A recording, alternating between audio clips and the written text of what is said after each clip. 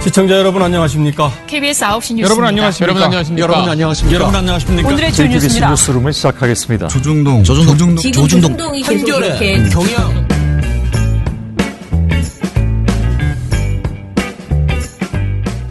민원연의 미디어 탈곡기 718화를 시작하겠습니다.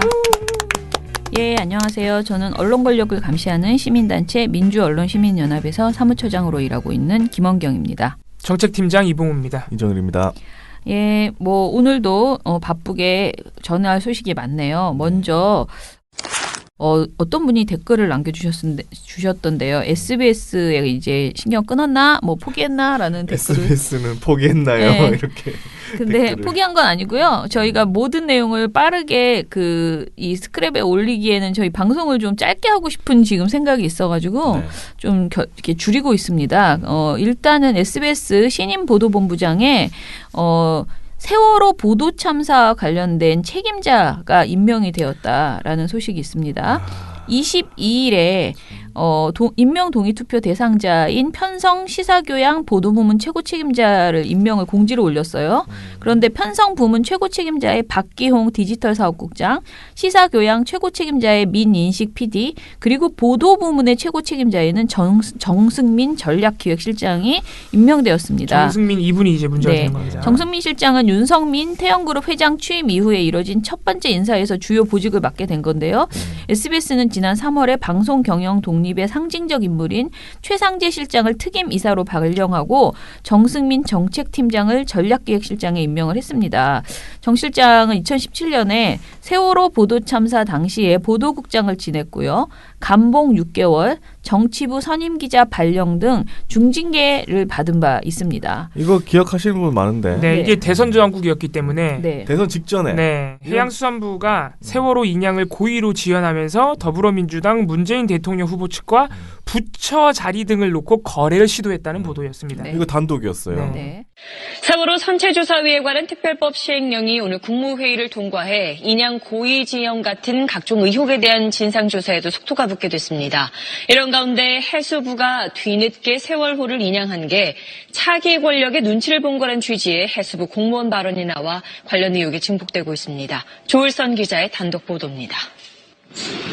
50여 명의 구성으로 다음 달부터 본격 활동에 나서는 선체조사위는 해양수산부가 세월호 인양을 고의로 늦춰왔다는 의혹도 조사할 방침입니다. 2015년 4월에 계약을 해가지고 지금 한 대략 2년 정도 걸렸는데 이게 의도적으로 늦게 인양한 거 아니냐 그런 국민적 의혹이 있었고요. 이런 의혹을 증폭시킬 만한 발언을 해수부 공무원이 SBS 취재진에게 했습니다. 해수부 공무원. 솔직히 말해서 이거 세월호 인양은 문재인 후보에게 갖다 바친 거거든요. 부처의 자리와 기구를 늘리는 거래를 후보 측에 시도했음을 암시하는 발언도 합니다. 해수부 공무원. 정권 창출되기 전에 문재인 후보한테 갖다 바치면서 문재인 후보가 약속했던 해수부 제2차관 문재인 후보가 잠깐 약속했거든요. 비공식적으로나 공식적으로나 제2차관 만들어주고 수산 쪽 그 다음에 해경도 해수부에 집어넣고 이런 게 있어요. 이에 대해 해수부 대변인실은 세월호 인양은 기술적 문제로 늦춰졌으며 다른 고려는 없었다고 해명했습니다. 선체조사위는 그러나 문제의 발언은 인양이 정치적으로 결정됐다는 가능성을 시사한다며 조사 과정에서 들여다볼 것이라고 밝혔습니다. SBS 조울선입니다. 자, SBS가 그래서 이 보도 참사의 책임을 밀어서 정 실장에게 감봉 6개월의 중징계를 내렸고, 그리고 이 보도는 선거방송심의위원회로부터 법정 제재인 경고 처분을 받은 바 있습니다. 그야말로 당시의 선거보도 중에 최악의 선거보도였다. 진짜 최악이었어요. 네, 라고 충격적인 보도예요. 네, 볼 수 있습니다. SBS가 세월호 인양 고의 지연 의혹 보도 사고에 대한 책임을 물어 8시 뉴스 앵커를 교체합니다. SBS는 오는 22일부터 8시 뉴스의 평일 남자 앵커를 김현우 앵커로, 주말 앵커를 김용태 앵커로 교체한다고 밝혔습니다. 앞서 SBS는 보도사고 책임을 물어 김성준 보도본부장을 경질하는 등 보도국 인사를 단행했습니다. 김 전 본부장은 8시 뉴스 앵커를 맡아왔습니다. SBS는 지난 2일 해양수산부가 차기 정권과 거래해 세월호 인양 시점을 늦췄다는 의혹을 보도했다가 게이트키핑 과정에서 의도와 달라졌다며 공식 사과한 뒤 진상조사와 징계 절차를 밟아왔습니다. 그런데 지난 2017년 방송사 처음으로 임명동의제를 통해서 선임된 심석태 보도본부장, 남상문 시사교양본부장, 전수진 편성실장 등이 이번 인사로 모두 물러나게 되고 이제 싹 바뀌게 됐잖아요. 지금 임명투표 동의가 25일부터 27일까지 진행될 예정인데요. 과연 어떻게 될지 궁금합니다. 굉장히 당연히 임명 동의가 이루어질 줄 알았던 YTN의 노종면 기자는 안 됐죠. 네. 그런데 이번에는 당연히 안 될 거라고 기대되는 정승민 보도국장은 과연 어떻게 될까요? 네, 이게 SBS의 그 내부 구성원들의 의지가 이제 확 드러나는 건데요. 사실상 이거 우리 자존심이 용납할 수 없는 문제다라고 생각해야지 되는 것이라고 보는데요. 어떻게 아니, 될지. 이렇게 어마어마한 오보를 냈던 사람을 보도본부장에 앉히는 이 경영진의 판단은 또 아니 이것도 한 이런- 10년, 20년 지난 것도 아니고. 네. 바로 한 2년 전인데. 그러니까요. 이거는 이거 어떻게 예, 생각해요? 굉장히 무리한 인사라고 보입니다. 그러니까요. SBS 구성원들이 이런 인사는 임명동의제의 취지가 뭡니까? 부당한 인사가 지도자가 되지 않게 막는 데 있잖아요. 네. 그 힘을 발휘를 해주셔야 됩니다. 미디어오늘 보도인데요. 이제 이거는 오마이뉴스예요. 오마이뉴스의 편집국장이 또 임명이 됐거든요. 네. 자, 오마이뉴스의 이병한 게릴라 본부장. 오마이뉴스는 게릴라 본부장이라고 부르거든요. 편집국장을. 게릴라 본부장이 미디어오늘과 인터뷰에서 오마이뉴스에 대해서 작지만 강하고 소중한 매체다라고 했대요. 이 사람은 18일에 임명동의 찬반 투표에서 과반 동의를 얻어서 게릴라 본부장직 연임에 성공을 했습니다. 지금 이제 오마이뉴스가 도대체 어떻게 되어야 하는가에 대해서 굉장히 내부적으로도 고민이 많고 오마이뉴스의 앞으로의 방향성 이런 것들에 대해서 굉장히 내부에서 뭐라 그러지 좀 변해야 된다라고 하는데 오히려 이제 지금 보도국장은 연임이 됐다는 소리거든요. 그러면은 어떤 안을 내놨을까 이런 생각이 들잖아요. 네. 언론이 네이버 등 포털을 감시해야 한다. 이와 함께 포털의 기사를 노출하는 언론사들에 대한 감시를 강화해야 한다. 포털이 어뷰징에 페널티를 부과한다고 하지만 전재료를 없애고 트래픽을 바탕으로 광고 수익을 줄 경우 어뷰징이 더 기승을 부릴 것으로 예상된다라고 하면서 대형 언론사의 어뷰징 아웃소싱 행태를 눈여겨봐야 된다라고 강조를 했습니다. 그래서 제가 봤을 때는 이 전체적으로 인터뷰를 보면은요. 네. 언론개혁에 대해서 엄청나게 방점을 찍고 있다라는 거예요. 오마이뉴스가 보도의 핵심을 뭐 정치, 경제 뭐 이런 것보다 언론 감시에 굉장히 지금 방점을 찍고 가겠다라는 것으로 보이고요. 이 본부장은 그리고 축소된 오마이TV를 재건하겠다라고 말을 했어요. 오마이TV를 리부팅하는 시기이다. 대대적 투자를 할 만한 역량은 되지 않지만은 지금의 상황을 정비하고 전통적으로 강한 생중계를 더욱 강화시키려고 한다라고 이야기를 했네요. 이것도 어려운 일이네요. 그죠? TV 부활하는 게 이게 또 그러게, 이게 모두들 만만치 지금 한겨레도 그렇고 이게 돈이 그 너무 말을 많이 드는 그러니까 일이어가지고 돈이 너무 많이 드니까. 가장 중요한 건 열려있는 자세다. 지금까지 이렇게 해왔는데 왜 문제가 되느냐라고 생각하면 안 된다. 다른 관점과 다른 목소리를 받아들여야 한다. 이를 고민하지 않으면 외면받을 뿐 아니라 공격당할 것이다. 라고 말을 했습니다. 자, 이 말을 한 사람은 누구? 오마이뉴스의 편집국장, 연임이 된 사람 이병한 편집국장입니다. 사실 뒷 오마이뉴스, 말은 공감이 충분히 가네요. 그죠? 네. 오마이뉴스 사실 고생했잖아요. 네. 예전에 뭐 사건 사고도 많았고 그래가지고 갑자기 후원 회원들이 다 떨어져 나가는 네네. 그런 사건도 겪었는데 어떻게 기대가 좀 되십니까? 저는 되게 오마이뉴스에 대해서 항상 굉장히 많은 고민을 하는데 정말 많이 하거든요. 왜냐하면 저희도 오마이뉴스 시민 기자잖아요. 그렇죠. 우리 정말 많은 기사를 보내고 있죠. 그런데 우리도 정말 최선을 다하고 있지만 우리 정말 열심히 나름 팩트 체크해서 열심히 하는데도 보내놓고 나면은 우리 안에서 실수가 발생해서 오보가 나는 경우들도 많고 사실 종종 있잖아요. 그런데 오마이뉴스에 보내는 시민 기자들의 글을 어디까지 전적으로 믿고 오마이뉴스가 송고할 수 있는가에 대한 고민, 그 편집권에 대한 부분이 늘 고민이 돼요. 그러니까 내가 편집국장도 아닌데 괜히 먼저 고민이 되는 거죠. 그리고 오마이뉴스의 내부 기자들이 좀 더 강해져야 된다라는 생각도 해요. 그러니까 시민 기자를 축소시키자는 것은 아니지만 기본적으로 오마이뉴스의 기자에 어떤 기사를 쓰는 그 기동성이 좀 더 강해졌으면 좋겠다. 기자를 더 많이 써야 되는 거 아니냐. 자꾸 시민 기자로 방점이 넘어가지 않아야 되는 거 아니냐. 저는 그런 고민이 계속 이 두 개의 축에서 오마이뉴스는 시민 기자와 자체 기자 이 그 내부 기자죠. 기자 두 힘이 같이 끌고 가는 조직인데 시민 기자의 의미는 의미대로 엄청나게 중요하고 그리고 자체 기자도 굉장히 중요하고 그리고 시민 기자가 정말 그렇게 중요하다면은 그 시민 기자를 어떻게 육성하고 그리고 그 시민 기자들이 보낸 글을 얼마나 팩트 체크를 해서 내놓는가 이 어떤 검증 데스킹 과정이 정말 필요하다. 그런 생각을 늘 하거든. 다 똑같을 거예요. 편집장님도 그런 생각을 하시겠죠. 그런데 저는 오마이뉴스가 가지고 있는 장점이 엄청나게 크다라고 생각하는 게 모든 사람들이 자기의 이야기를 뉴스로 만들어주길 바라지만 오마이뉴스처럼 쉽게 시민 기자들이 다가갈 수 있는 조직은 없거든요. 없죠. 네. 그런 측면에서 저는 오마이뉴스가 더 시민 기자를 더 많이 키워냈으면 좋겠다라는 생각을 해요. 부족하면 좀 고쳐주고 그러니까 같이 그러니까 그걸 막 일방적으로 막 휙휙 고치라는 게 아니고 계속 소통하면서 정말 좀 뭐랄까 견인해내는 거죠. 누구나 평범한 누구나가 다 기자가 될 수 있도록 그 작업을 하면서 또 전문적인 시민 기자들이 좀 더 늘어날 수 있게 배치도 하고 사실 민원연에 제보해 주시는 많은 분들이 스스로 기사를 써서 오마이뉴스에 올리면 되는 거거든요. 그런 분들이 더 늘어날 수 있었으면 좋겠다라는 생각입니다. 제 생각에 오마이뉴스는 근데 사실 지금 위기예요. 네. 그렇죠. 2017년 즈음에서 있었던 뭐 한경호 프레임 이런 것 때문에 위기가 아니라 미디어 환경 변화에 따라서 언론사들이 다 힘들다 그러는데 가장 큰 타격이 사실 오마이뉴스 같은 매체에 있다고 봅니다. 왜냐하면은 이제는 시민들이 더 이상 자기가 만든 뉴스 컨텐츠를 사람들한테 보여주고 싶을 때 오마이뉴스를 안 통해도 돼요. 그렇죠. 지금 그런 시대가 유튜브로 됐어요. 가면 되니까. 지금 그런 시대가 있고. SNS, 유튜브 이미 거기가 다 시민 기자, 시민 언론의 역할을 해버리고 있어요. 그렇죠. 오마이뉴스를 통하지 않아도 되는 거죠. 그러니까 오마이뉴스를 통해서 시민 기자들의 양질의 시민 언론 콘텐츠가 오마이뉴스에서 나오지 않아요, 더 이상. 그런 지 꽤 됐습니다.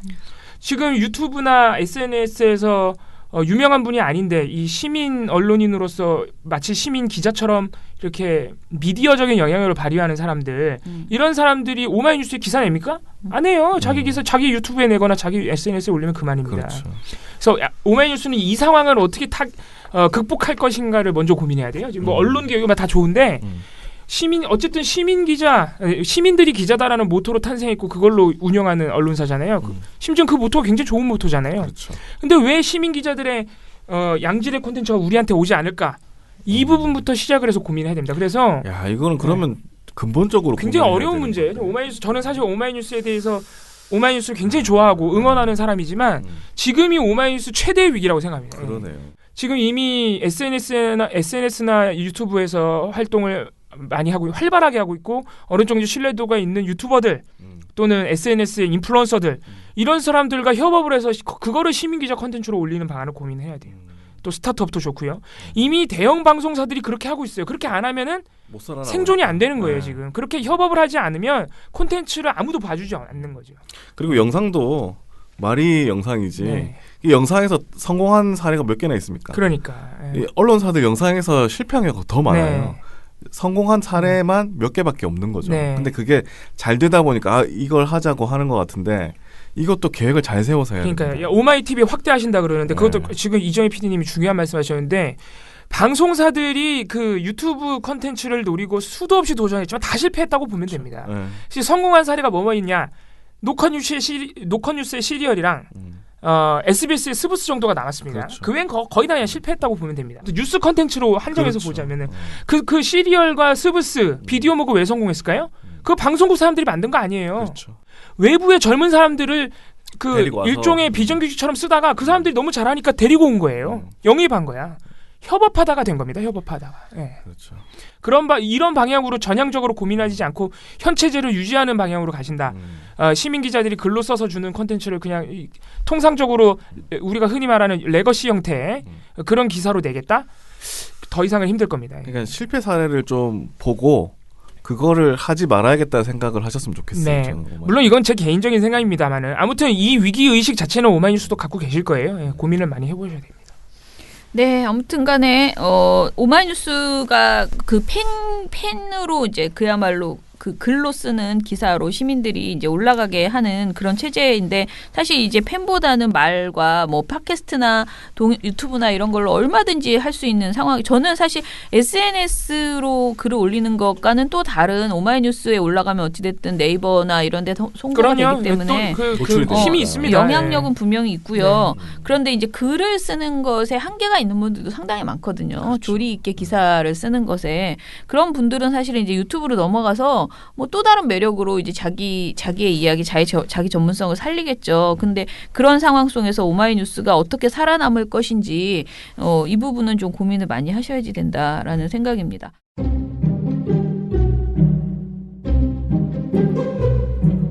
시작할까요? 방통위 조선일보, JTBC 팩트체크 자유한국당, 연합뉴스 300억, SBS 태영, 박수환 문자 뉴스타파, 동아일보 동아투이, MBN 차명진, 방심이 이상로, TV조선 민영삼. 미디어오늘 방정우. 언론에 대해서 꽤 아는데? 민원연에서 다 봤지. 언론과 무제한 친해지리 민주언론 시민연합. 자, 그러면 오늘 봉 씨가 들어온 이유는 이제 논평 때문인데요. 사실 이 논평은 조선이 활동가가 초안을 잡았었어요. 근데 제가 초안을 보고 굉장히 많은 부분을 거의 다 날렸어요. 그리고 아주 간단하게 진짜 그냥 한마디만 남기고 다 날려버리고요. 그 대신에 제가 이제 집중 모니터를 뭐 추후에 하자라고 어제 말씀드린 것처럼 최종범 씨 관련된 모니터로 그렇게 진행하기로 하고요. 아주 짧은 논평을 내놨습니다. 그런데 논평을 내려고 발표하기 직전에 이제 미디어오늘에서 보도가 나왔어요. 근데 이 보도가 우리 논평보다 훨씬 더 상세해요. 그래서 오늘은 민원연 논평을 먼저 입장을 얘기를 하면서 그 송가영 기자의 미디어오늘 기사를 조금 더 풀어보도록 그렇게 하겠습니다. 네. 자, 시작할게요. 민원연 논평. 언론의 원죄 특집. 네. 자, 다시 또 이 얘기하면은 또 목이 메는데요. 자, 구하라 씨 이야기를 해보겠습니다. 저는 구하라 씨 죽음에 대해서 도대체 누구 책임이냐라는 말들이 엄청나게 지금 많이 나오고 있잖아요. 네. 댓글 때문이다. 언론 때문이다. 최종범 씨 때문이다. 재판 결과 때문이다. 그리고 우리 모두의 잘못 때문이다. 라는 얘기가 있는데 모든 것이 다 맞는 말 같아요. 그렇죠. 딱히 뺄 사람이 없어요. 그 중에서. 언론도 정말 잘못했고 댓글도 정말 잘못했고요. 네, 실제로 뭐 악플 때문에 힘들다는 네네. SNS에 글도 쓰셨고 그쵸. 구하라 씨가. 최종범 씨도 정말 잘못했고요. 그쵸. 그 판결을 낸 그 판사. 재판부도 정말 잘못했고 그리고 우리 모두가 잘못했다. 그래서 우리 사회 전반에 대한 성찰과 그러니까 성찰을 요구하고 그리고 결론적으로는 성찰뿐만이 아니고 실제적인 변화가 정말 필요하거든요. 그거는 뭐 우리 모두 다 알고 있는 이야기라고 생각하고 넘어가고요. 그럼 우리 논평은 민원연이니까 언론의 책임에 대해서 이야기를 해봅시다. 언론은 이 사태에서 과연 자유로운가? 마치 자기들은 아무 일도 없었던 것처럼 늘 이런 사건이 발생하면 악플러에게 이제 초점을 맞추는 보도들이 나오는데요. 언론의 잘못을 좀 짚어봅시다. 네, 지금 최근에 구하라 씨가 24일에 세상을 떠난 이후에 관련 보도가 많이 나오는데 네. 특별히 문제가 있는 보도가 아니더라도 언론사 보도에서 주로 이 사태의 책임을 물을 때 거의 100% 악성 댓글을 언급합니다. 뭐 그 얘기가 틀렸다는 말이 아닌데 처장님 말씀하신 대로 언론이 책임은 없느냐. 오히려 언론이 책임이 엄청나게 크죠. 언론이 그동안 구하라 씨 생전에 쏟아냈던 구하라 씨를 이용해서 클릭수를 유도했던 실시간 검색어 어뷰징 보도 같은 것들. 네. 이런 보도들이 사실 악성 댓글을 유도했다고도 볼 수 있는 겁니다. 그런 보도가 아니면 구하라 씨를 그렇죠. 좀 극단적으로 얘기하면 구하라 씨를 팔아먹는 그런 어뷰징 기사들이 아니었다면 악성 댓글이 왜 달립니까? 그 수많은 구설수들을 누가 만들어내요? 언론이 만들어낸 측면이 크다. 그렇죠. 이런 게 이제 저희의 문제 의식인 거죠. 그래서 저희가 그런 그런 사례들을 몇 가지 정리를 해보자면은 가장 대표적인 것이 이제 작년 9월에 이제 처음 터져 나왔던 구하라 씨와 그 최종범 씨의 폭행, 처음에는 이제 폭행 사건으로 시작이 됐다가 네. 결과적으로는 이게 이제 불법 촬영물 협박 사건이 됐죠. 이 사건에 대한 언론 보도를 얘기를 안 할 수가 없어요. 그래서 이 사건을 이제 언론사들이 대부분 보도할 때 최종범 사건이라고 이름을 붙이거나 아니면 뭐 구하라 vs 최종범 이런 식으로 많이 갔습니다. 네. 근데 이런 제목을 붙이고 이런 이제 용어를 쓰게 되면은 이 사건이 누가 잘못한 것인지, 누가 잘못했다면 최종범 씨가 뭐 어떤 혐의점이 있다면 그게 불법 촬영물을 이용한 협박이었는지 뭔지 아무것도 사건의 실체가 드러나지가 않잖아요. 그냥 구하라 씨가 뭔가 치정과 관련된 불미스러운 사건에 연루가 됐구나 이런 부정적인 이미지만 생산이 된다는 거죠. 그러니까 그렇죠. 사건의 실체를 전혀 보여주지 않는 이런 그 지칭들이 일단 문제가 되고, 보도 자체도 이건 미디어 오늘이 굉장히 상세하게 잘 보도를 해주셨는데, 작년 9월에 처음으로 이 사건이 터져 나왔을 때 이 기사 제목들을 몇 가지 읽어드릴게요. 이게 상당히 충격적인데, 구하라 남자친구 폭행 구설, 춘자와 비키도 인정한 주먹. 헤럴드 경제입니다. 말려도 안 돼, 구하라 남친 폭행, 춘자 김수기 본 구하라 싸움 실력. 서울신문입니다. 이런 그녀는 이건 너무 읽어도 되나? 예. 그녀는 무쇠팔인가 뭐 이런 보도들도 있습니다. 이코노미 톡뉴스입니다. 이거를 다 구하라 씨를 지칭해서 지금 구하라가 싸움을 잘한다고 보도한 거예요. 그 예. 프로그램에서 이렇게 춘자, 김숙 뭐 이런 분들이 같이 이제 프로그램에서 구하라 씨랑 이게 뭐 막 진짜 막 개싸움 이런 건 아니지만 뭔가 이제 그런 게임을 하는 그런 프로그램을 했는데 네. 구하라 씨가 진짜 근성이 있는 거죠. 그래서 열심히 하는 거야 뭔가를. 그러면 그거를 춘자 비키도 인정한 주먹, 뭐 이렇게 뭐 구하라 싸움 실력 이런 식으로 이제 한 거죠. 그러니까 춘자 씨나 이런 사람들이 이 말을 한 건 사실이거든요. 근데 그 말을 야, 이 사람이 남자친구 이렇게 때릴 줄 알았어. 이러고 그때 이후에 말한 게 아니에요. 이전에 말한 거예요. 이전에 프로그램 하고 나서. 그러니까 아무 상관이 없는 그냥 얘기예요. 한 말이야. 예, 그냥 아무 상관이 없어 이 사건이랑. 근성 있어. 진짜 같이 해보니까 장난 아니야. 뭐 이런 식으로 이제 한 말을 폭행 사건이 있고 나서 가져와서 막 엮는 붙여서 거죠. 이제 엮는 거예요. 그래서 마치 구하라 씨가 남친을 원래 폭행할 만한 사람이었다라는 식으로 그러니까. 몰아가는 거예요. 네. 이거 진짜 악질적이네. 엄청 악질적인 보도들이죠. 그런 보도들이었어요. 그리고 뭐 이런 보도들도 있습니다. 구하라 무대 위의 삶 종지부, 이유 있는 이슈메이커, 여신 분위기는 어디로, 제주 교통복지신문이라는 네. 뭐 이런 기사들도 무대 있어요. 위의 제목이 삶이 무대 위의 삶이 끝났다는 거죠. 이 구설로 인해서. 음. 그리고 이제 시일이 조금 지나서 이제 구하라 씨가 밝히고 싶지 않았던 사실 결국 밝혀야 했죠. 그 불법 촬영물로 인해서 협박을 받고 있었다고 네. 밝히면서 이제 사건의 경위가 급변했는데, 이때는 또 이제 언론사들이 그 굳이 보도 안 해도 되니까 불법 촬영물로 협박을 받고 있다는 사실만 또는 그 주장만 보도해도 되는데 그 이제 자세한 카톡 대화 이런 것까지 전부 제목으로 뽑아내는 거죠. 이건 제가 굳이 읽지 않겠습니다. 아무튼 읽어드릴 수 있는 제목을 몇 개 읽어드리자면 네. 구하라 섹스 비디오로 협박당했다. 옛 애인이 촬영. 구하라 전 남자친구 추가 사생활 촬영물 보유 가능성. 잠든 구하라 얼굴에. 뭐 이런 제목들. 그 전에 거는 뉴시스였고 뉴스타운 보도입니다. 굉장히 그 성적으로 모욕하는 제목들이죠. 굳이 이렇게 안 써도 됩니다. 그냥 불법 촬영을. 예. 그리고 이제 재판이 진행되니까 제가 아까 처음에 말씀드렸던 게임 중계식 보도 제목들이 나옵니다. 구하라 vs 최종범 진검 대결. 뭐 이런 식의 보도들이죠. 심지어 이런 보도 제목도 있습니다. 스포츠조선에서는 최종범 2차 공판 불참, 7월엔 참석, 전 연인 구하라와 재회하나. 뭐 이런 제목. 전 연인 재회하나 이런 얘기는 도대체 왜 쓰는 겁니까? 예. 그리고 이 사건으로 굉장히 힘든 시간을 보내던 구하라 씨가 이제 사건 공개 후에 처음으로 인스타그램에 사진을 게재했을 때는 구하라 씨를 인격적으로 모독하는 보도들이 또 많이 나왔습니다. 전자신문 구하라 근황 공개 누리꾼들은 황당. 이 와중에 톱스타뉴스 구하라 남자친구 최종범 논란 이후 첫 근황. 이 와중에 SNS 뭐 이런. 그 와중에 SNS 하면 안 돼요? 예. 아니 그 와중에 SNS를 기사로 쓰는 게 더 이상하다. 네. 그러니까 이런 악플들이 달렸어요 그때 당시에. 그러니까 그 악플들을 이용해서 기사를 쓰는 거예요. 그 악플들에 이렇게 따옴표를 달아가지고. 어뷰징이죠. 악플 어뷰징이죠. 이런 기사들이 상당히 많이 나왔고.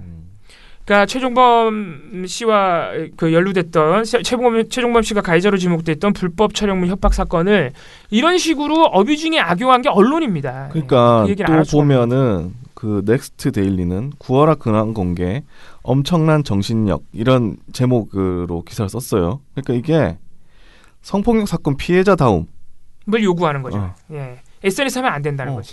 이거는 사실 여성 혐오 그 정서를 내면화한 기사들이죠. 네가 이런 사건인데 SNS를 하고 있어? 네. 이런 거잖아요 지금. 네가 피해자라면서 이런 SNS를 당당히 해? 뭐 이런 관점이 녹아 있는 거죠. 그리고 그런 악플들을 악용한 보도들이 어뷰징 기사들이죠. 이런 기사는 애초에 쓰면 안 되는 겁니다. 애초에 쓰면 안 되는 기사들입니다. 그리고 이제 계속 나오는 그 성형수술, 그것도 도대체 연예인이 성형수술하는 게 사건이나 구설수가 오를 일인가요? 오히려 안 한 연예인 찾기가 힘든 것이고, 실제 연예인이 아닌 사람 중에서도 성형수술 엄청나게 많이 해요. 우리 사회에서. 아니 그리고 성형수술 하든 말든 남의사. 그런데 성형수술을 한 것이 왜 논란이 되는지를 이해할 수가 없는 게, 안검하수 수술을 받았대요. 그런데 그거 가지고 계속 왜 이 와중에 성형수술을 하느냐라는 거예요. 그러니까 이것도 결국은 마찬가지인데 뭐 이런 거죠. 이제 안검하수 뭐길래 구하라 관련 검색어 등장 이렇게 하면서 이야기하면서 사실 여기에는 사실 댓글들이 더 웃긴데 댓글들에서 되게 많이 그런 네가 지금 이 와중에 이런 자해 시도가 있었고 뭐 여러 가지 뭐 그런 일들이 있었는데 그 와중에 성형수술을 한다는 게 말이 되느냐라는 건데 그 와중에 이 사람은 어찌됐든 일본에서 활동을 시작을 했고 그렇죠. 활동을 준비하기 위해서 노래를 만들고 외모를 만드는 거예요. 그리고 본인이 안검하수가 뭐건 이유가 그런 게 난 안검하수라는 말 자체를 하는 것도 불필요하다고 생각하거든. 그렇죠. 그러니까 내가 수술하고 싶으면 수술하는 거지. 지네들이 수술비를 대줄 거야. 뭘 할 거야. 아니, 왜 도대체 이런 말을 하냐고. 인권 침해 사생활 침해죠. 이런 기사를 도대체 왜 쓰는 거예요? 그 클릭수 때문에 하는 거죠. 이거 쓰고 그거에 댓글 달고 각자 난리들을 치고 있는 거예요. 그 악플을 또 기사화하고 이런 악순환을 언론이 해왔던 겁니다. 네.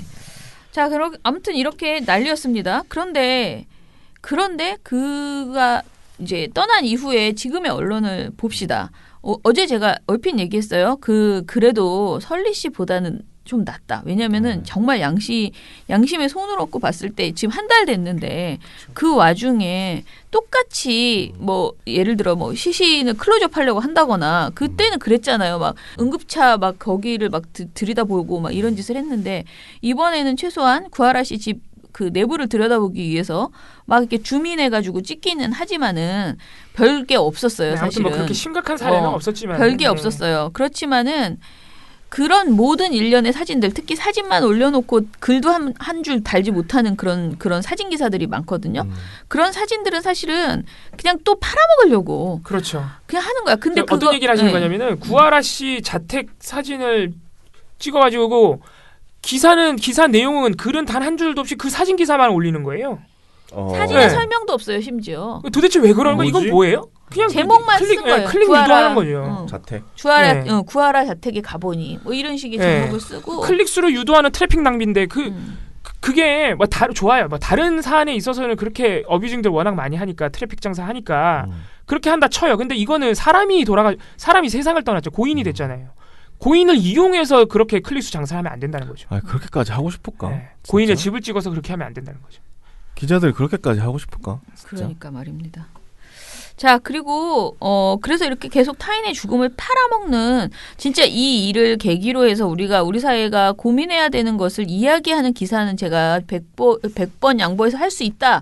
그리고 고인을 추모하는 기사도 쓸 수 있어요. 그런 기사들 좋은 기사들도 있습니다. 근데 그게 아니고 너무 그냥 내용도 없이 그냥 선정적인 사진 그리고 선정적인 제목 하나 걸어가지고 어뷰징하는 그런 보도들이 많은데 지금 그런 보도들을 생각보다 많이 누르기 때문에 우리가 그렇죠. 그것에서 장사를 하는 사람들이 계속 생겨나는 거거든요. 그래서 좀 언론의 문제도 심각하고 그 언론에 길들여진 우리의 문제도 심각하다라는 생각이고요. 그래서 처장님께서 아까 초반부에 우리 모두가 성찰하고 반성하는 계기가 돼야 된다고 말씀하신 겁니다.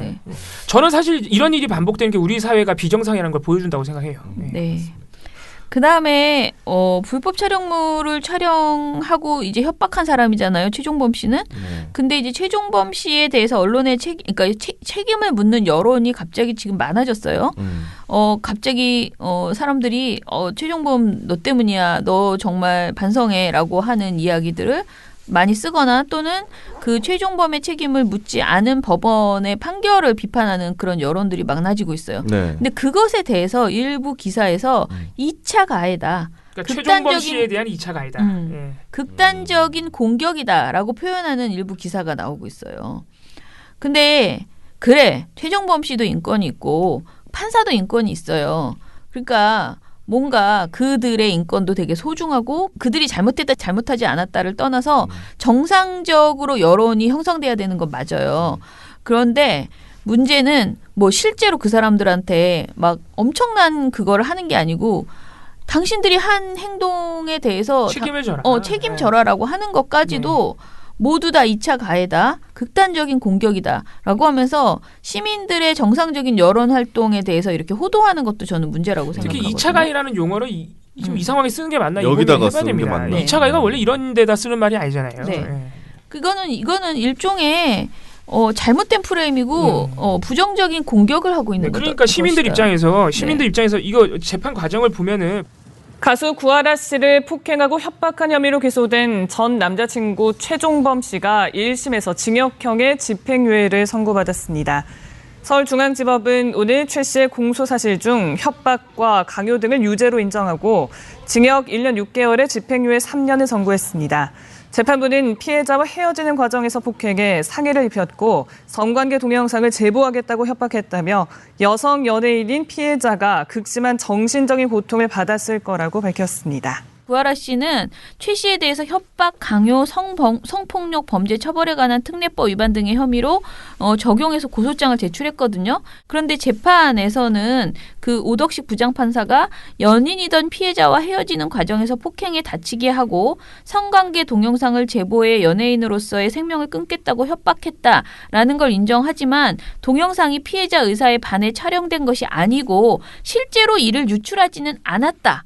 라고 판단을 한 거예요. 그러니까 앞에 영상을 제보해서 생명을 끊겠다고 협박한 건 인정했는데 그러나 동영상이 피해자 의사에 반해서 촬영된 것은 아니다라고 본 불법 것이고 촬영, 이른바 그렇죠. 몰카가 아니었다고 재판부가 판단한 거고 네. 실제로 공개하진 않았으니까 괜찮다. 이것도 재판부가 인정해 준 거 그렇죠. 아니에요. 그리고 최종범이 일부 혐의를 시인하고 반성하고 있으며 범행의 고의성이 없고 우발적으로 보이는 점을 참작해서 그렇게 집행유예로 그렇게 나온 거죠. 그러니까 당연히 시민들로서는 이거 상식에 반한다고 생각할 수 있는 거죠. 그렇죠. 그리고 사실은 가장 이제 속상한 것은 이 성관계 동영상을 판사가 봤다는 거잖아요. 그렇죠. 그걸 굳이 본다고 해서 또 억지로 봤잖아요. 그러니까요. 그 구하라 씨 측 변호인은 비공개 재판이긴 하지만 이 자리에서 재생되는 것은 납득이 어렵다. 이는 2차 가해다라고 주장했는데 재판부는 영상의 내용을 정확히 확인할 필요가 있다고 판단해서 사생활 보호를 위해서 재판장 단독으로 영상을 확인한 것으로 이렇게 전해지고 있습니다. 도대체 이걸 열심히 봐가지고 왜 봤어? 그걸? 뭐야 도대체? 정말 너무 진짜 갑갑한 노릇입니다. 진짜 못 살겠어 진짜. 우리 이제 사법농단 과정에서 여러 판사분들 특히 이탄희 판사를 중심으로 우리나라 사법부의 보수성에 대해서 고발을 많이 해주셨는데 우리가 알고 있는 그 사법농단 말고도 특히 문제가 되는 부분이 특히 이 성인지 감수성 부분에서 우리나라 재판부가 상당히 보수적이라는 걸 많이 증언을 해주셨어요. 네네. 그런 부분에 또 한 번 증명이 된 사례가 아닌가 이런 생각도 해봅니다. 그러니까 재판에 대해 시민들이 보기에 부족한 재판 판결 이거에 대해서 비판하고 그 책임자를 비판하는 것이 2차 가해다. 이런 용어는 쓰면 안 돼요. 완전히 틀린 용어라는 거죠. 최근에 보니까 또 그 자필로 쓴 메모가 발견됐다. 그 보도도 많이 나왔죠. 이 보도 또 많이 나와요. 네. 근데 내용은 없어. 자기들도 모르거든요. 아니면 알아도 못 쓰거든요. 그냥 심경을 쓴 글이 발견됐다. 이거 끝이야. 그러니까 이런 식으로 해서 클릭수만 유도하는 거예요. 맞아요. 또 화가 나더라고. 이게 그 전에도 그랬거든요. 설리 씨 관련해서도. 그 이전에도 수도 없이 그랬어요. 유서가 발견됐다. 내용은 없고 그냥 낚는 거예요. 낚는 거. 신변을 비관하는 내용이다. 우리가 흔히 보는 내용들이죠. 사실 불필요한 보도죠. 그렇죠. 안 해도 되는 보도죠. 필요가 없어요. 그거. 진짜 사건의 경위나 진상규명이 필요한 사건에 있어서 그 유서가 결정적인 역할을 하고 내용이 공개됐다. 경찰이 사건의 경위를 밝히기 위해서 공개했다. 그건 보도해야지. 그렇죠. 근데 왜 아무 관련도 없고 내용도 없는 거를 그렇게 쓰냐 말이죠. 그러니까 이 모든 것이 뭐냐면요. 이 모든 것이 언론인들이 인권단체 또는 국가인권위원회와 함께 만든 자살보도 윤리 강령, 자살보도 권고 기준 이런 것들에 다 하지 말라고 돼 있는 거예요. 그렇죠. 이 자살보도 윤리 강령과 권고 기준의 기본적인 정신을 딱 한마디로 표현하면 뭐냐면은 누군가 사람이 세상을 떠났을 때 그 누군가 사망했다는 사실관계 외에는 아무것도 쓰지 말라는 겁니다. 사실상. 맞습니다. 딱 그게 기본 정신이에요. 네. 그 누군가 사망했다는 것만 보도해도 할 얘기를 다 했다. 이게 기본적인 정신입니다. 근데 만약에 그 외에 다른 사건 경위나 아니면 이 고인의 어떤 그 생전 행적이나 이런 것들을 추가적으로 보도하고자 한다면 기사화해야 된다면 그걸 왜 기사화해야 되는지 기사화했을 때 고인한테 혹시 누가 되진 않는지 사회적으로 악영향을 끼치지 않는지 심사숙고하라는 게 이 강령들의 기본적인 정신입니다. 취지입니다. 이게 우리나라만 그럴까요? 다른 나라 다 마찬가지입니다. 이런 강령들 가이드라인이 다 있습니다. 자살 보도할 때는 그렇게 해라. 누군가 세상을 떠났다는 사실 외에 되도록이면 아무것도 쓰지 말랍니다. 근데 요즘 우리나라 언론이 그런가요? 더 못 써서 안 다닌 게 사실 우리나라 언론이죠. 그거 왜 그래? 다 클릭수 장사라고 보는 겁니다. 포털 사이트들도 이 언론 보도만이 문제가 아니라 이 구하라 씨뿐만 아니고 특히 여성 공인들과 관련해서 연관 검색어가 굉장히 그 성적으로 모욕적인 또는 여성 혐오적인 이런 연관 검색어가 뜨고 그런 컨텐츠가 상단에 뜨는 것을 원천적으로 차단해야 됩니다. 이건 시급한 문제입니다. 포털들이 좀 관리해야 됩니다. 관리를 해야죠. 지금 또 뭐 네이버에서 연애 댓글 금지하라고 뭐 그런 운동도 일어나고 있잖아요. 없애야 됩니다. 이거 진짜. 그러게 말입니다. 자, 그래서 아무튼 송가영 기자의 그 미디어오늘 기사에서 맨 뒤에 부분은 좀 이제 의미가 있는데요. 언론계가 선제적으로 자정에 나선 적이 드물다. 2014년 한국일보가 독자뉴스 홈페이지 한국일보닷컴을 만들면서 무분별한 검색어 기사를 게재하지 않겠다라고 선언한 예가 있긴 하지만 뭐 포털 업계보다 소극적이다. 포털 뉴스제휴평가위원회는 2017년 11월 처음 어뷰징 보도 문제가 심각한 매체 7곳에 대해서 뉴스 공급 계약을 해지했다. 그러나 포털은 어뷰징 문제가 심한 언론사에게 페널티를 주는 방향으로 문제를 관리하고 있고 카카오는 지난달 31일부터 연예뉴스 댓글 서비스를 잠정 폐지했다.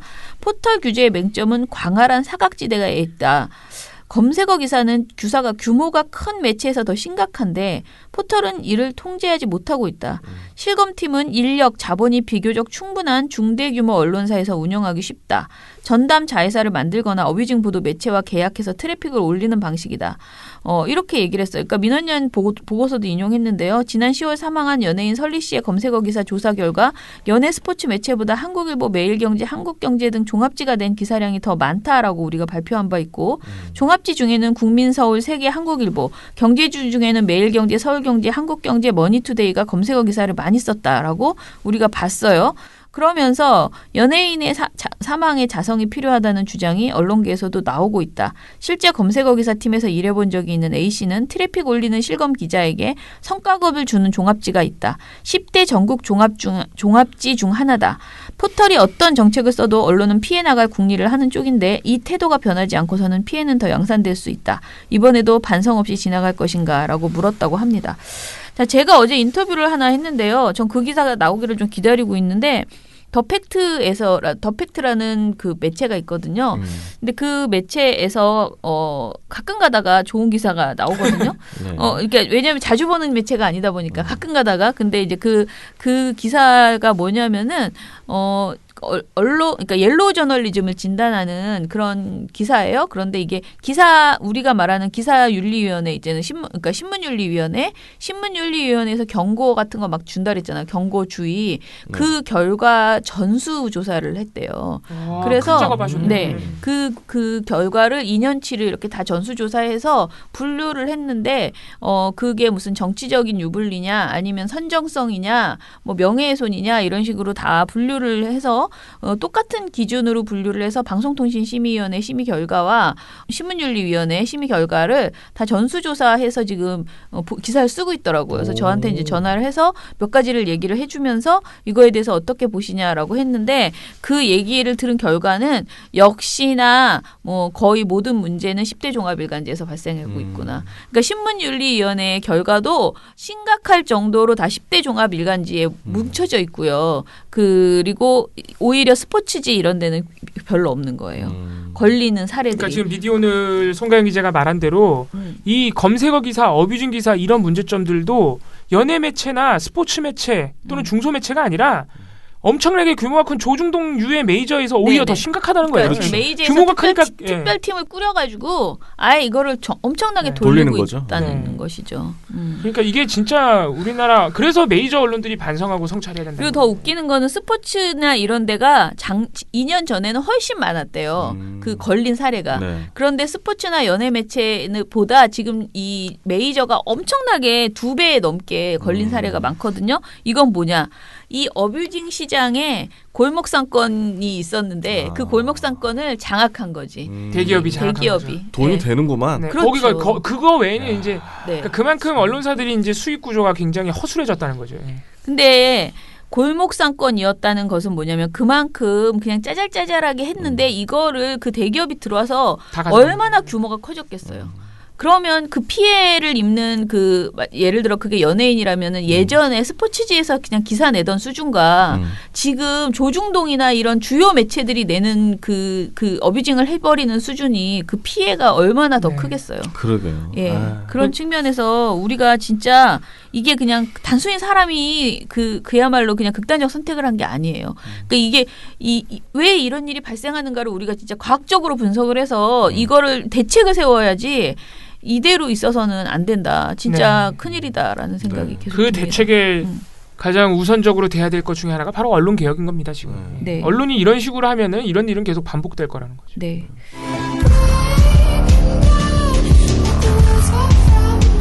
회원님, 저를 믿으셔야 합니다. 다시 한번 말씀드립니다. 언론 감시는 전적으로 저한테 맡기시고 회원님은 회원님의 정신 건강만 신경 써 주십시오. 민원연은 멘탈이 강한 조직입니다.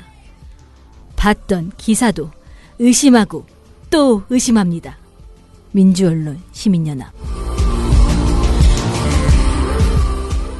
개순진님 이분이었군요. 예, 오늘도 잘 들었습니다. 스브스 보도본부장에 정승민이 내정됐다는데 스브스는 포기하셨나요? 네. 이거는 오늘까지 아마 임명동의 투표가 이루어지니까 뭐 내일이나 모레쯤에 결과가 나오지 않을까 싶은데 오늘 저녁이면 나올걸요? 요즘은 온라인이라서 금방 나오더라고요. 한번 보시죠. SBS 기자들이 어떤 선택을 했는지. 진짜 착잡하네요. 어떻게 될지. 네, 미련곰탱님 어제도 잘 들었습니다. YTN에 정말 큰 실망이네요. YTN은 더 좋은 개혁을 향한 발걸음을 스스로 포기한 셈이네요. 이렇게 얘기하셨어요. 카페베네 얘기도 했어요. 중앙일보는 카페베네 도대체 얼마 받은 거예요? 라고 하셨는데 아유 그렇게 짜잘하게 그 푼돈 받고 그러지 않을 거라고 저는 믿습니다. 몬스타 43님은 임금 격차에 대해서 심 의원은 30배를 제시하고 있지만 경영학의 창시자 피터 드리커는 20배를 주장하고 있습니다. 심 의원이 많이 봐준 건데 심한 규제라니 라고 하셨습니다. 저는 어디서 12배를 봤는데 어디서 봤는지 진짜 기억이 안 나네요. 아유 뭐 나는 100배를 해도 최저임금을 올리는 거에는 이 사람들이 계속 이런 식으로 할 거라는 생각이 진짜 솔직히 말하면 노답이다. 세금을 많이 받는 수밖에 없다. 그런 생각도 좀 합니다. 솜쥔채 발견님, 카페벤에 망한 이유를 규제로 엮는 저 뻔뻔한 기레기들. 파업에 대한 부정적인 기사 남발하는 것도 그렇고 저는 언론사가 천박한 자본주의에 매몰되었기 때문이라고 생각합니다. 라고 하셨고요. 최장님 회비가 많아져야 활동가도 많이 두시고 언론사들이 민원연 눈치도 보겠죠. 국민들이 민원연에 투자해야 한다고 생각해요. 그만큼 일을 못했다고 생각하시는 건 너무 겸손하세요. 유유 하셨습니다. 저 그래서 방금 회원 가입했습니다. 더 이상 미루는 건 핑계라는 책임감, 죄책감이 들었어요. 더 큰 후원을 못 해드려서 죄송합니다. 활동가분들 항상 감사하고 존경합니다. 아이고 감사합니다. 저희도 감사합니다. 네, 항상 감사하고 있죠. 감사합니다. 유튜브로 갔는데 제가 유튜브에는 좋아요와 싫어요 버튼이 있거든요. 네. 싫어요가 하나가 꼭 있습니다. 누구지? 제가 제목을 YTN 노조와 보도국장 문제와 민원연 이렇게 썼거든요. 그 다음에 중앙 카페벤에 가고 규제 때문에 망했다 이렇게 써놨는데. 자 댓글 좀 볼게요. 1홀스 25일자 관훈나이트에서 김영민 씨가 YTN의 정남이가 다 떨어졌는지 체념 수주까지 갔더군요. 제가 이거 봤는데 그렇죠. 김영민 씨는 그러실 것이라고 봅니다. 제목 자체가 좀 세지요? 골로 간 YTN과 SBS 뭐 이렇게 났더라고요. 근데 그런 여론을 YTN이 겸허히 받아들여야 됩니다. 지금 그런 일을 뭐 만들어줬는데 어떡할 거예요? 그런 일이 생겨났는데 어떡할 거야? 그렇죠. 네. 그러니까 앞으로 다음 보도국장이 앞으로가 문제예요, 진짜. 누가 되느냐, 네. 어떤 개혁안을 가지고 오느냐. 네. 이게 훨씬 더 중요해졌어요. 이제 더 부담스러워졌어. 그러니까 이제. 다음 보도국장이 누구냐, 그리고 그 노종면 기자가 제시했던 것과 비슷한 보도 혁신안을 가지고 오느냐, 요 문제에 따라서 진짜 골로 갈 수도 있는 거죠. 네. 자, 맥스앤 루비님 카페벤에 얘기할 때 끊어져요. 듣다가 로딩 걸린 줄 알았네요. 뭐 방송에 문제가 있었나요? 그런가요? YTN 저도 사장이 바뀌면 되는 줄 알았는데 변화가 안 되는 거 보고 답답했습니다라고도 하셨고요. 최철우님은 누가 최진리 씨와 구하라 씨를 죽였는지 자성해야 할 시점인 것 같습니다. 소비식 쓰레기 뉴스를 생각 없이 쳐다봤던 제 과거를 반성합니다라고 하셨어요. 저희도 마찬가지입니다. 맞습니다. 저도 어제 뭐 이거 찾다가 진짜 설리하고 씁쓸합니다, 진짜. 그 구하라가 이렇게 둘이 너무 예쁘게 웃는 사진을 봤는데 진짜 울컥 눈물이 나와가지고 아휴 이들이 벌써 없다는 게 믿어지지가 않더라고요. 아 너무 마음이 아픕니다. 김아옹군님께서는 안녕하세요. 딴 얘기하자면 정말 분위기 깨는 얘기는요. 엔딩에 김호준의 안녕 요것도 넣어주시면 안 될까요? 전 그 안녕을 들을 때마다 기분이 너무 좋거든요. 뉴스 공장도 방송 언론인데 희망사항입니다 하셨어요. 이거 좀 들어주세요. 마지막에 그럴까요? 마지막 인사에 안녕 그거 김호준 씨 목소리를 우리가 막 마음대로 써도 되는 거예요? 어때? 우리 지금 다 마음대로 썼는데 KBS, MBC 다 썼는데 네. 아니 그거 오프닝이고 지금 오프닝이니까 할 수 있지. 아니, 클로징에도 다 썼어요. 다 썼어요. 있어요. 네. 알겠습니다. 네. 뭐 오늘 방송에만 한번 해드리는 걸로. 네. 자 그러면은 방송 이것으로 마무리할게요. 민원연의 미디어 탈곡기는 내일도 열심히 터드리겠습니다. 탈탈탈 안녕. 네, 오늘 뉴스데스크 마치겠습니다. 청년에게 꿈과 희망을 채널 A가 함께합니다. KBS 뉴스 오늘 순서 모두 마치겠습니다. SBS는 앞으로도 내일 끝까지 뵙겠습니다. 파헤치겠습니다. 오늘 8시 모두 뉴스 여기서 마치겠습니다. 마치겠습니다. 시청해주셔서 고맙습니다. 뉴스판 여기서 마치겠습니다. 저희들은 내일도 최선을 다하겠습니다. 여러분 고맙습니다. 탈탈탈 안녕. 안녕.